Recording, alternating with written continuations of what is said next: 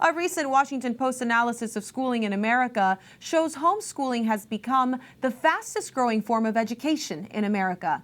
That dramatic rise since the onset of the pandemic has largely sustained itself throughout this school year. The analysis estimates between 1.9 and 2.7 million homeschoolers in the U.S., compared to 1.7 million in Catholic schools and 3.7 in charter schools. Many of these students are benefiting from classical education methods. I'm joined now by two leaders in the classical education movement. Rowe is the co-founder of Vertex Partnership Academies, where young students are taught the importance of courage, justice, temperance, and wisdom, and a senior fellow at the American Enterprise Institute. And Kimberly Begg, the editor of Catholic School Playbook at the Ortner Family Foundation. She's also the author of the new book, Unbreakable: Saints Who Inspired Saints to Moral Courage, which helps focus Catholic parents on life lessons for their children. Welcome, both of you, to the show. Kimberly, statistics now show that homeschoolers outnumber those in Catholic schools, but Catholic Schools Playbook is about reinvigorating that enrollment for Catholic schools. What are you all doing to make that possible? Well, we're working with educators across the country. Catholic education is certainly still in a state of crisis. Right now, we have about 1.6 million students in about 6,000 Catholic schools. But that is a number that is decreased steadily every year. So in 2019, for example, we had about 1.7 million students in Catholic schools. But yes, we are still seeing about 100 Catholic schools close a year, but we are also very much in a state of renewal. What's really exciting is we have this growing network of Catholic schools that are offering a faithfully Catholic education. So these are schools that are providing an authentic Catholic formation, that have rediscovered the Church's longstanding intellectual tradition, and that are offering a curriculum and culture that are fully Catholic. And we are seeing schools make this move and rediscovering the Church's longstanding education tradition. We are seeing joyful students and joyful teachers and families, and a revival of schools and whole parish communities. That's beautiful. It's really an exciting time in Catholic education. Absolutely. Well, education in general, lots of post-COVID opportunities. Ian, you are kind of Catholic adjacent. You're a proponent of tech-free education as well. Let's start with the first one, this Catholic adjacent piece with these beautiful pillars. Tell us a little more about Vertex and how it's related, at least physically, to the Catholic Church.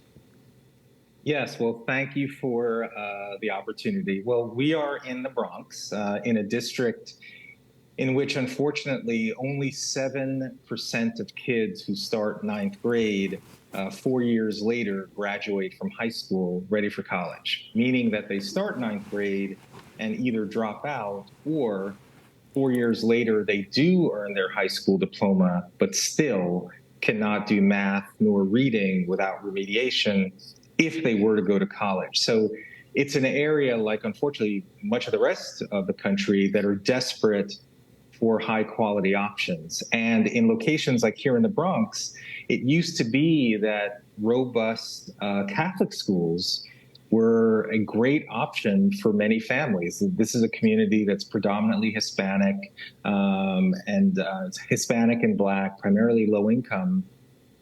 And so schools that were very values-based were something very attractive, and frankly, an escape from the traditional school system. Over the years, as Kimberly just talked about, as there's been a decline in the number of Catholic schools, more values-based, now public charter schools have emerged. So we are tuition-free schools. In our case, we are organized around the 4 cardinal virtues, as you said: courage, justice, temperance, and wisdom. It just so happens that when we were searching for real estate here in the Bronx, we discovered an old Catholic school that had been shut down in 2013, Blessed Sacrament. It's actually where Justice Sonia Sotomayor went to school, kindergarten through 8th grade, and she was the valedictorian. But it's been closed since 2013. So we are bringing it back to life by taking it over. So we are, as you say, Catholic adjacent. Well, Kimberly, Michael Ortner, you know him well, mentioned the need for thinkers at work in comments at a recent conference. Let's listen to what he had to say. There are lots of people who come into the workforce that are not good writers, or who are not good public speakers, or who don't think overly critically. And it's very hard for any company to teach that. Now, he said that if they can think, companies can teach them the specific skills that they need. But what about those parents that are worried that their kids won't have the tech training they need to even be competitive when they're looking for a job? Yeah, that's a great question, Montse. You know, ironically, the schools that focus on cultivating very narrow skill sets, like being tech savvy, like coding, like schools that really focus very narrowly on STEM, actually do a less effective job in developing these schools in young people than schools that actually focus on educating the whole person. And there's a good reason for this. When you're educating the full person and you are immersing them in traditional disciplines like logic and classic literature and Latin and theology and philosophy, you are giving them the opportunity to make connections on their own, to have discussions in class, to be trying to figure out, you know, who they are in this world, and what their path is going to be in a way that is going to just open up their minds. And yes, you know, skills can be learned, like Mike said, on the job. Well, Ian, your school model is also touted as mobile free. Will that be a hindrance in the workplace for minorities that you mentioned are a big part of the communities you serve? Well, our schools are digital device free. I mean, our kids of all races are living at a time of constant distraction. If you look at, if you observe the average teenager today, they're almost always, their head is down, looking at a mobile device, even when they're with their friends. You know, they're bombarded with Facebook or Instagram or TikTok. And it's become a real problem. In fact, a number of attorneys generals are actually suing a lot of these tech companies for developing algorithms that become addictive.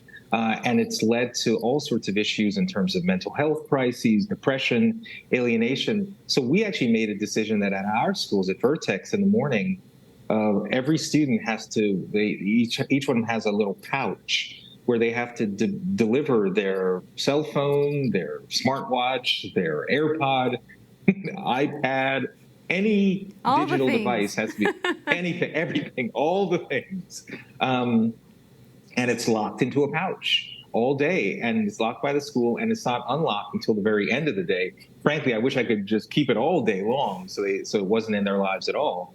But we found that a digital device-free day has been extraordinary for our kids.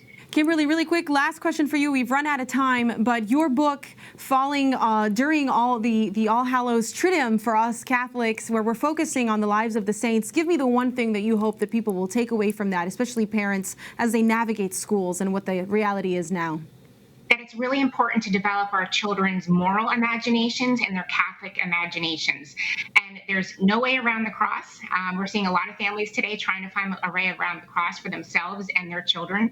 And the best way to prepare our kids to go out in the world is by passing on one of the greatest traditions of the church, which is passing on the stories of the saints. That's beautiful. We'll leave it right there. Thank you both, and I hope that you have a wonderful day. Thanks, Thank Montse. you.